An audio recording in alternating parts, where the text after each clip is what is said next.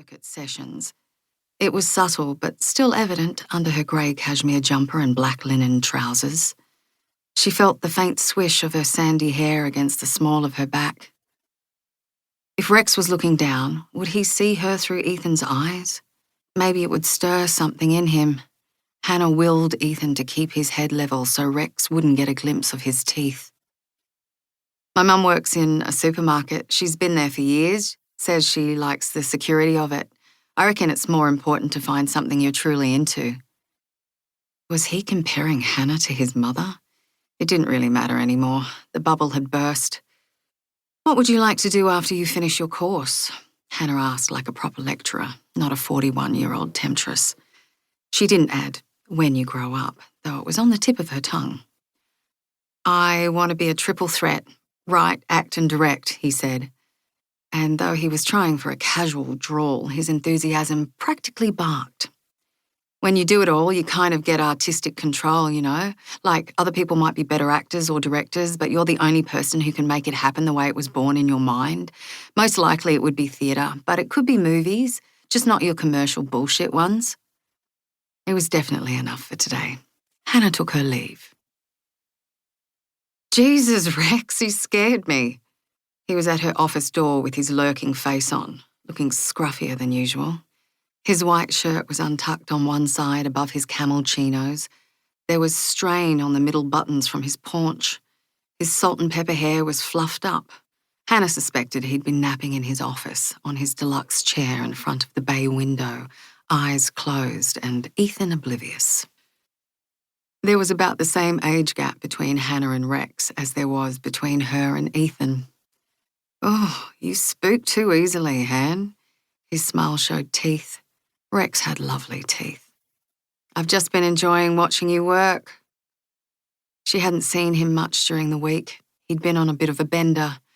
Not the extreme kind. He'd come home every night, good enough state to brush those lovely teeth, but mostly Hannah had been asleep. Are you making your way to the borough tonight?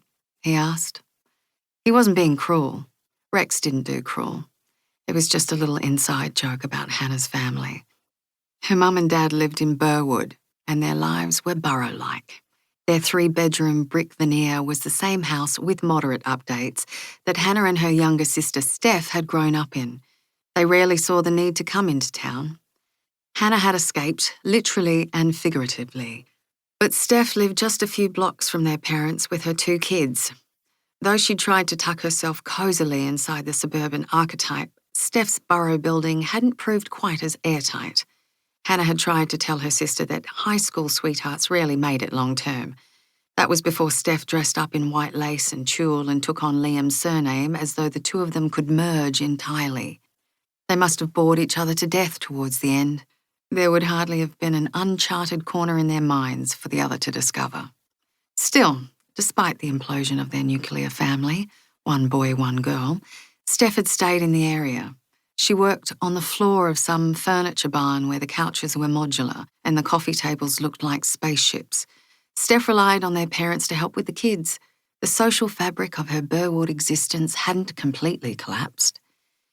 Dinner at Mum and Dad's every second Friday, Hannah reminded Rex, like clockwork. Rex's mother was dead. He spoke to his father on the phone sporadically. He sat on the office chair next to Hannah's and spun it like he was young, and spinning an office chair was still thrilling. I'm not going to make it tonight, Han, he said, stopping the spinning and looking into her eyes. His own were clear blue, rimmed with red. Hannah wanted to kiss them. I've got PhD students who need some time. She nodded. She and Rex weren't codependent. They assessed and reassessed their relationship on the basis of ongoing merit, instead of hurtling on conventionally. Rex was not duty-bound to go with her tonight, even if it was her mother's birthday.